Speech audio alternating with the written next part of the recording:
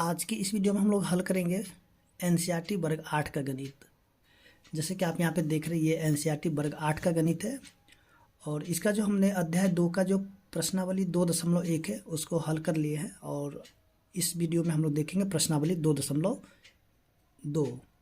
अगर आपने इसका जो 2.1 को नहीं देखे तो आपको जो लिंक इसी वीडियो के डिस्क्रिप्शन में मिल जाएगा, तो आप वहाँ से जा कर के देख लें।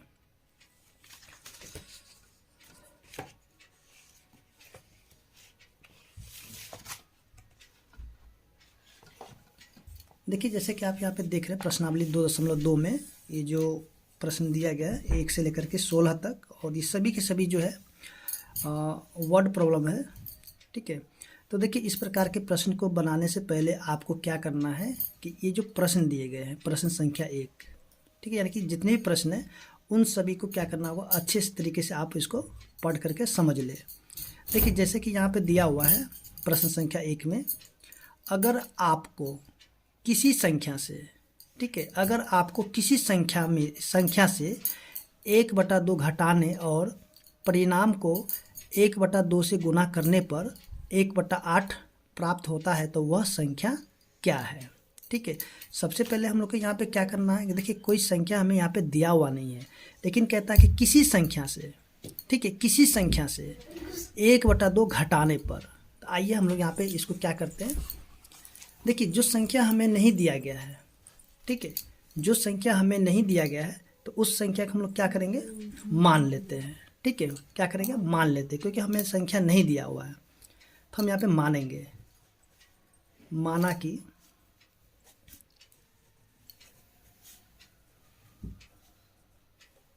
संख्या, माना कि संख्या x है। ठीक है, हम क्या करेंगे, संख्या को x मान लेते हैं। अब यहाँ पे सीधे सीधे हम क्या करते हैं, प्रश्नानुसार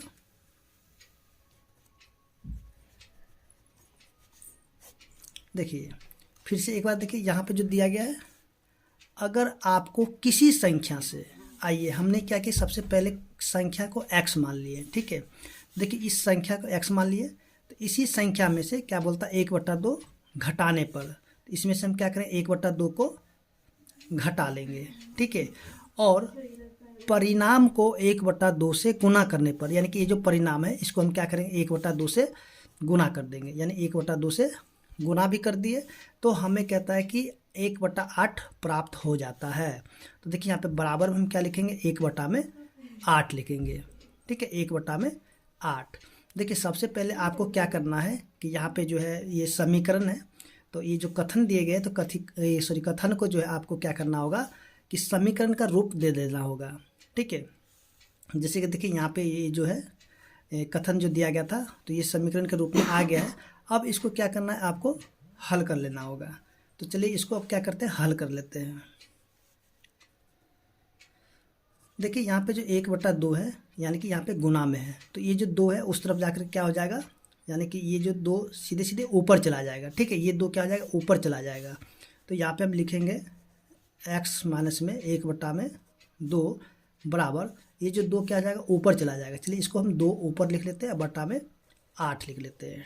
ठीक है, अब इसको यहाँ पे काट लेते हैं। देखिए कटेगा तो काटेंगे भी, तो ये कटेगा 1 बार में और ये कटेगा 4 बार में। ठीक है, तो यहाँ पे हो जाएगा x माइनस में 1/2 बराबर, और देखिए इधर जो बच गया 1/4, तो यहाँ पे लिखेंगे 1/4। उसके बाद फिर से यहाँ पे देखिए x बराबर क्या हो जाएगा, 1/4। अब देखिए ये जो घटाव में 1/2 है, तो ये जो घटाव का चिन्ह है जब बराबर के दूसरी तरफ जाएगा तो ये बन जाएगा जोड़, और 1/2 उसी प्रकार से रहेगा। ठीक है, जैसा कि आपको बेसिक में भी बताया गया था। अब यहाँ पे हम लोग ये देखेंगे कि देखिए ये जो भिन्न का जोड़ हो गया, यहाँ पे ये जो क्या हो गया, भिन्न का जोड़ हो गया, तो इसका हम लोग क्या करेंगे, भिन्न का जोड़ कर लेते हैं। देखिए इन दोनों का सबसे पहले करेंगे एलसीएम। ठीक है, 4 और 2 का एलसीएम क्या हो जाता है, 4 हो जाता है। अब यहाँ पे हमको देखना है, देखिए 4 और 2 का एलसीएम, आपको एलसीएम यहाँ पे करके देख लेना होगा 4 और 2 का। तो ये 2 से लगेगा, 2 एकम 2, सॉरी 2 दूनी 4 और 2 एकम 2, तो इसका एलसीएम क्या हो जाएगा, 2 गुना में 2 यानी कि 2 दूनी 4। देखिए यहाँ पे एलसीएम हो गया है 4। अब ये देखना है कि 4 के पहाड़े में 4 कितने बार आएगा, तो हम यहाँ पे देखेंगे कि 4 के पहाड़े में 4 आएगा एक बार में। तो उसी एक से हम क्या करना होगा कि ये जो एक है इस एक को क्या करना होगा, गुना कर देना होगा। तो एक को एक से गुना करेंगे तो एक हो जाएगा। फिर से ये जोड़ का चिन्ह है तो जोड़ का चिन्ह। अब ये देखना है कि 2 के पहाड़े में 4 कितने बार आएगा, तो यहाँ पे हम देखेंगे कि 2 के पहाड़े में 4 आएगा 2 बार में। तो उसी 2 से हमें क्या करना है, ये जो एक है इसको गुना कर देना होगा। तो 2 को जब 1 से गुना करते हैं तो हो जाता है 2। तो यहाँ पे क्या हो जाएगा, x का मान x बराबर 2 में 1 को जोड़ेंगे तो हो जाएगा 3 और नीचे में 4 का 4 उसी प्रकार से रहेगा। ठीक है, तो यहाँ पे हम लिखेंगे अतः संख्या क्या हो जाएगा 3/4 है। ठीक है, इसी तरह से आप जो है यहाँ पे जितने भी प्रश्न हैं उन सभी प्रश्नों को हल कर सकते हैं। अगर आपको वीडियो अच्छा लगा तो वीडियो को लाइक कीजिए, चैनल को सब्सक्राइब कीजिए ताकि हम आपके लिए ऐसी वीडियो और लेकर के आते रहेंगे। अब देखिए इसका जो प्रश्न संख्या 2, चलिए यहाँ पे हम लोग देखते हैं प्रश्न संख्या 2 को। प्रश्न संख्या 2 में जो दिया गया है, एक आयताकार तरनताल यानी कि जिसको बोलते हैं इंग्लिश में स्विमिंग पूल की लंबाई उसकी चौड़ाई के दुगने से 2 मीटर अधिक है। ठीक है, एक आयताकार तरनताल यानी कि स्विमिंग पूल की लंबाई उसकी चौड़ाई के दुगने से 2 मीटर अधिक है। आइए सबसे पहले हम लोग यहाँ पे देखते हैं इसके स्विमिंग पूल। यह है आपके प्रश्न संख्या 2। ठीक है, तो देखिए आयताकार, तो आयत के आकार का एक स्विमिंग पूल है, मैंने इस प्रकार से स्विमिंग पूल है। ये जो हो गया आपके स्विमिंग पूल। ठीक है, तो इसके बारे में क्या कहा गया है कि लंबाई उसकी चौड़ाई के दुगने से 2 मीटर अधिक है। तो देखिए यहाँ पे हम लोग ये देखेंगे कि इसकी जो लंबाई है वो चौड़ाई के क्या है, दुगने से 2 अधिक है, 2 मीटर अधिक है।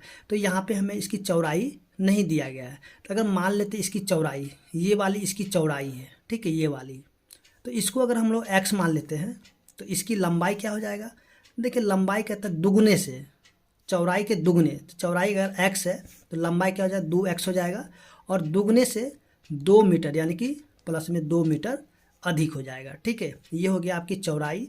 और क्योंकि यहाँ पे चौड़ाई तो नहीं दिया होता, देखिए जो चीज़ नहीं दिया रहता उसको हम लोग x मान लेते हैं। जैसे कि यहाँ पे इसकी चौड़ाई नहीं दी गई थी तो इसको हमने x मान लिया था, तब इसकी लंबाई क्या हो गया, इसकी जो लंबाई हो गया यानी कि दुगना। ठीक है, दुगना से 2 मीटर अधिक यानी कि x का दुगना करेंगे तो क्या, तो 2x हो जाएगा और इसको 2 मीटर अधिक यानी कि इसमें 2 जोड़ देंगे। ठीक है, तो चलिए यहाँ पे अब हम लोग देखते हैं इसको। तो यहाँ पे हम क्या करेंगे, लिखेंगे माना कि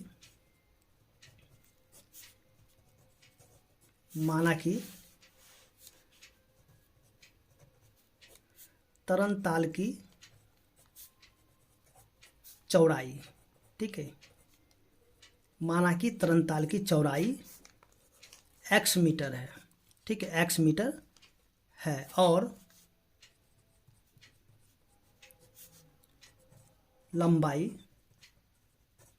लंबाई कितना हो जाएगा, देखिए लंबाई यहाँ पे दिया गया है 2x प्लस में 2 मीटर। ठीक है, अब यहाँ पे क्या करते हैं, सीधी प्रश्नानुसार।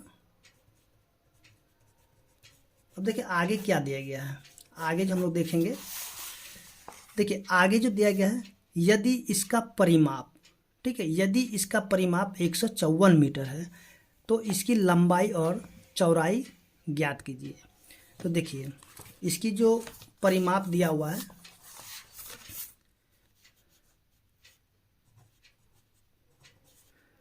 तरनताल की परिमाप दिया हुआ, परिमाप बराबर कितना है 154 मीटर। ठीक है, देखिए हम लोग जैसे कि जानते हैं और हमने जो है ये पढ़ा हुआ है कि आयत का जो परिमाप होता है क्या होता है, फॉर्मूला, आयत का परिमाप होता है 2 गुना में लंबाई जोड़ में चौड़ाई। ठीक है, अब बराबर कितना 154।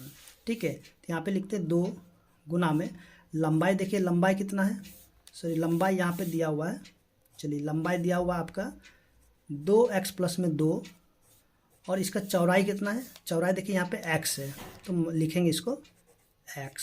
अब बराबर कितना हो जाएगा 154, ठीक है। तो देखिए यहाँ पे ये जो 2 है यहाँ पे गुना में है, तो दूसरी तरफ जाकर के क्या हो जाएगा, भाग में हो जाएगा। तो इसको हम लोग लिखेंगे 2x प्लस में 2 प्लस में x बराबर कितना 154 बटे में 2, ठीक है।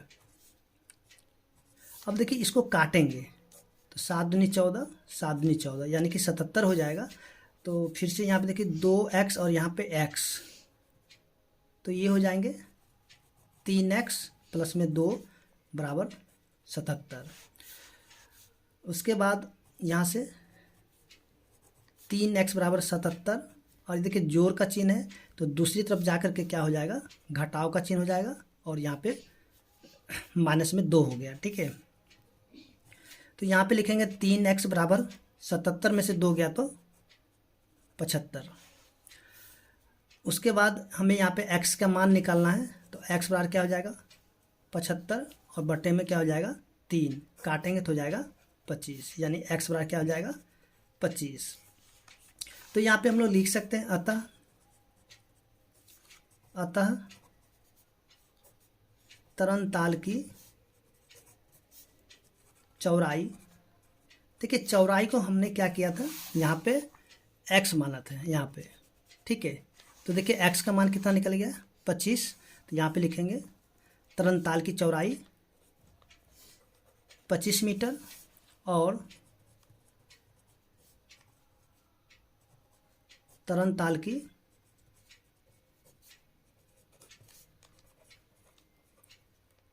लंबाई, देखिए लंबाई कितना हो गया, तो यहाँ पे हम लोग देखेंगे कि 2x प्लस में 2 मीटर, ठीक है। यहाँ पे जो हमने माना था लंबाई को, यहाँ पे आप देख सकते दिया हुआ है, यहाँ पे 2x प्लस में 2, ठीक है, यहाँ पे ये वाले। तो देखिए यहाँ पे लिखेंगे 2 गुना में 25 और जोड़ में 2 हो जाएगा मीटर, तो 25 दूना 50, ठीक है, अब प्लस में 2 यानी कि 52 मीटर। तो इस प्रकार से हम लोग देखेंगे जो प्रश्न संख्या 2 है वो हल हो चुके हैं, और उम्मीद करते हैं कि आपको यहाँ तक समझ में आ गया होगा। अगर आपको वीडियो अच्छा लगा तो वीडियो को लाइक कीजिए, चैनल को सब्सक्राइब कीजिए, और बेल आइकन को भी दबा लें, ताकि जब भी हम नया वीडियो डालें तो आपको इसका नोटिफिकेशन मिल जाएगा। अब देखते हैं यहाँ जो प्रश्न संख्या 3 है, देखिए प्रश्न संख्या 3 यहाँ पे जो दिया गया है, एक समबाहु त्रिभुज का आधार 4/3 सेंटीमीटर है। एक समद्विबाहु त्रिभुज का आधार, एक समद्विबाहु त्रिभुज का आधार 4/3 सेंटीमीटर है, तथा उसका परिमाप 4.2/15 सेंटीमीटर है। उसकी 2 बराबर भुजाओं की माप ज्ञात कीजिए। आइए हम लोग देखते हैं जो प्रश्न संख्या 3 है। देखिए यहाँ पे जो दिया गया एक समद्विबाहु त्रिभुज, तो सबसे पहले हम लोग यहाँ पे समद्विबाहु त्रिभुज को देख लेते हैं। ये जो हो गया समद्विबाहु त्रिभुज, ठीक है। समद्विबाहु त्रिभुज यानी कि इसकी 2 भुजाएं क्या है, बराबर है, यानी कि मान लेते हैं ये दोनों भुजा आपस में बराबर है, ठीक है। अब इसके जो बोल देखिए ये वाले होते हैं आधार है, इसको कहा जाता है आधार, ठीक है। इसका आधार का जो त्रिभुज का आधार कितना दिया हुआ, यानी इसकी जो है माप दिया हुआ 4/3 सेंटीमीटर, ठीक है। अब इसकी जो बराबर भुजा, यानी आपको ये बराबर भुजा पूछ रहा, देखिए बराबर भुजा यहाँ पे तो नहीं दिया गया, तो इसको मान लेते हैं x, ठीक है। अगर ये भुजा x है तो दूसरी भुजा भी x होगा, क्योंकि ये दोनों आपस में बराबर है, ठीक है। ये भुजा और ये भुजा दोनों आपस में क्या है, बराबर है। अगर इसको हम मान लेते हैं x, तो दूसरी भुजा भी हो जाएगा x हो जाएगा, ठीक है। दूसरी भुजा भी क्या हो जाएगा, x हो जाएगा। अब देखिए यहाँ पे जो दिया गया, सबसे पहले हम लोग यहाँ पे क्या कर लेते हैं, मान लेते हैं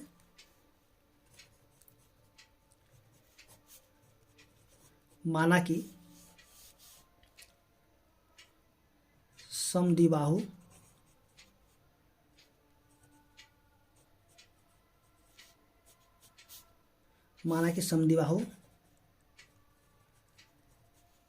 त्रिभुज की बराबर भुजा x सेंटीमीटर है, ठीक है। और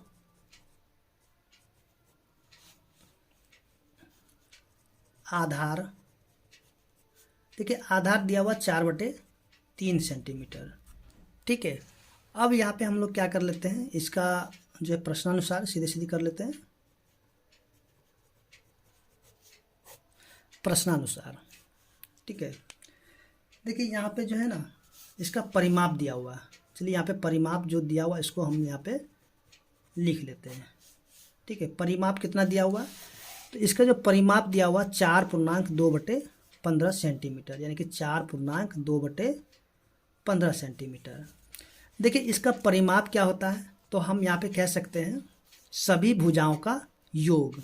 चलिए यहाँ पे देखिए त्रिभुज का जो परिमाप निकालने का जो सूत्र होता है यहाँ पे हम लिख लेते हैं, यानी कि परिमाप बराबर क्या हो जाएगा, सभी भुजाओं का योग, सभी भुजाओं का योग, ठीक है। इसको आप ध्यान रखिएगा, सभी भुजाओं का योग, यानी कि इन तीनों भुजाओं को हम जब जोड़ देंगे तो परिमाप के बराबर हो जाता है। तो यहाँ पे हम लोग देखेंगे, चलिए यहाँ से कर लेते हैं, x प्लस में x प्लस 4/3 बराबर, चलिए इसको हम लोग क्या करते हैं तोड़ लेते हैं, यानी कि इसको गुना करते हैं तो 15 चौके 60, 60 में 2 को जोड़ देंगे तो हो जाएगा 62 और बटे में 15, ठीक है।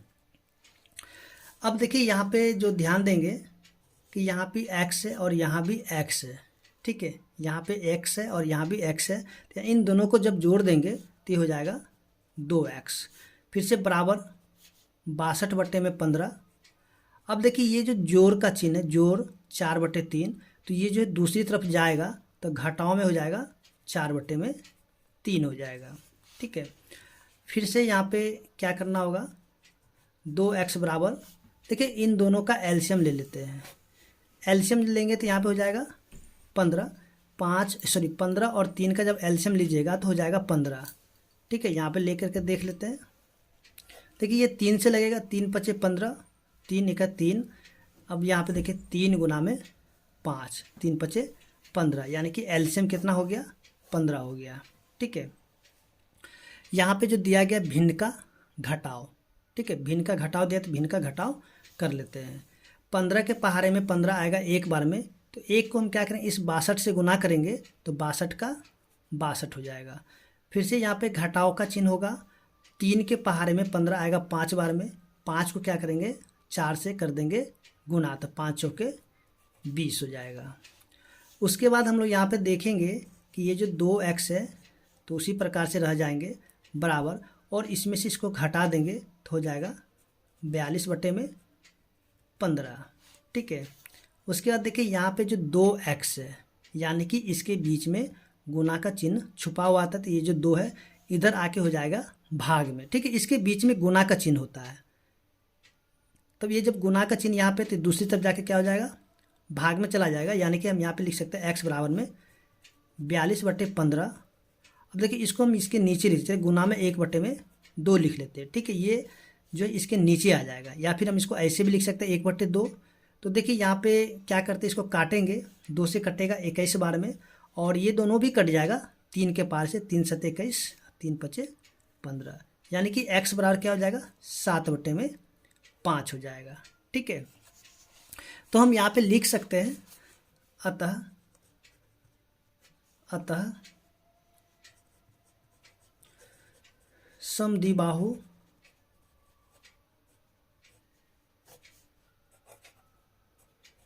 त्रिभुज की बराबर भुजा 7/5 सेंटीमीटर होगी, या फिर है ऐसे भी हम कह सकते हैं, ठीक है। तो इस प्रकार से हम देखेंगे जो प्रश्न संख्या 3 है वो हल हो चुके हैं, और इसके बाद हम लोग देखते हैं इसका जो प्रश्न संख्या जो कि 4 है। देखिए यहाँ पे जो प्रश्न संख्या 4 दिए गए हैं, दो संख्याओं का योग 95 है। दो संख्याओं का योग 95 है। यदि एक संख्या दूसरी से 15 अधिक है तो दोनों संख्याएं ज्ञात कीजिए। ठीक है, यहाँ पे जो प्रश्न दिया गया, दो संख्याओं का योग 95 है। ठीक है, आइए हम लोग इसको समझते हैं इसको। देखिए प्रश्न में जो दिया गया दो संख्या, मान लेते हैं एक संख्या यहाँ पे दिया गया है और एक संख्या और दिया गया। ठीक है, और इन दोनों का योग कितना दिया गया है? देखिए दो संख्या का योग दिया हो 95। ठीक है, दो संख्याओं का, देखिए पहली संख्या और ये होगी दूसरी संख्या। ठीक है, पहली संख्या और ये दूसरी संख्या, जब इन दोनों को जब जोड़ा जाता है तो 95 के बराबर दिया गया है। ठीक है, उसके बाद आगे हम देखेंगे, यदि एक संख्या दूसरी से 15 अधिक है, यानी कि यहाँ पे कहा जा रहा है एक संख्या यानी पहली संख्या जो है दूसरी संख्या से कितना अधिक है? 15 अधिक है। अगर यहाँ पे दूसरी संख्या का अगर x मान लेते हैं तो पहली संख्या क्या हो जाएगा? x प्लस में 15 हो जाएगा। ठीक है, अब यहाँ पे देखते हैं एक बार, यदि एक संख्या यानी कि पहली संख्या के बारे में कहा जा रहा है, यदि एक संख्या दूसरी से 15 अधिक है।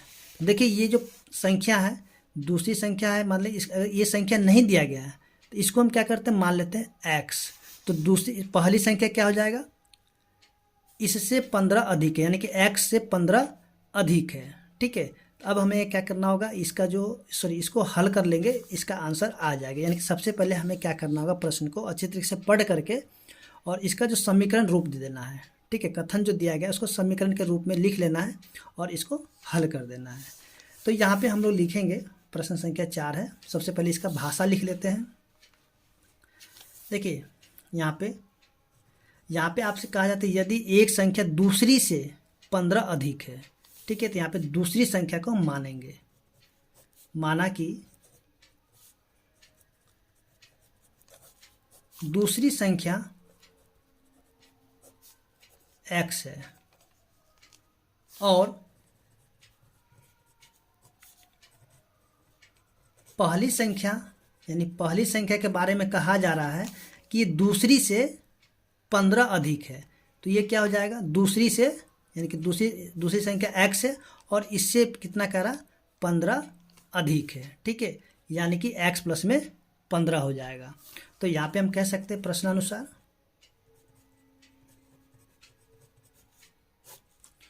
अब देखिए ये जो समीकरण का रूप यहाँ पे आ चुका है और इसको हमें क्या करना होगा, हल कर लेना होगा, तो इसका उत्तर आ जाएगा। ठीक है, तो देखिए यहाँ भी x है और यहाँ भी x है, यानी कि दोनों ही जगह x है। तो इन दोनों को हम क्या करेंगे, जोड़ देंगे तो हो जाएगा 2x, फिर से बराबर 95। अब देखिए ये जो जोड़ का चिन्ह है, ठीक है, जोड़ 15, तो उधर जाकर के यानी कि बराबर के जब दूसरी तरफ जाएगा तो घटाव में 15 हो जाएगा। इसके बाद ये जो है 2x बराबर 95 में से 15 को घटा देंगे तो हो जाएगा 80। अब जो है यहाँ पे हम लिखेंगे, देखिए यहाँ पे 2 क्या है, x के साथ गुना में है, तो ये जो 2 है बराबर के दूसरी तरफ जाएगा तो भाग में हो जाएगा, यानी कि हम लिख सकते हैं x बराबर में 80/2 और इसको काटेंगे तो हो जाएगा 40, यानी कि हम कह सकते हैं कि x बराबर क्या हो जाएगा, 40। ठीक है, तो हम यहाँ पे लिख सकते हैं अतः दूसरी संख्या क्या हो जाएगा, देखिए दूसरी संख्या को हमने x माना था यहाँ पे। ठीक है, तो दूसरी संख्या क्या हो जाएगा, देखिए x का मान निकल गया है 40, तो यहाँ पे हम लिख सकते हैं x बराबर में 40।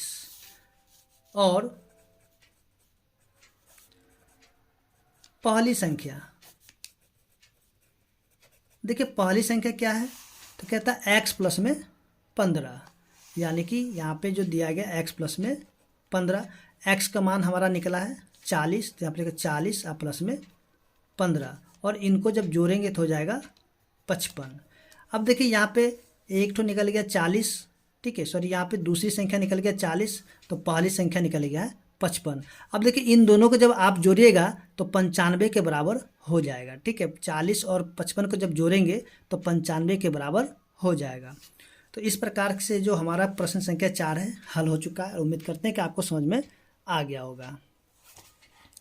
अब जो है यहाँ पे देखेंगे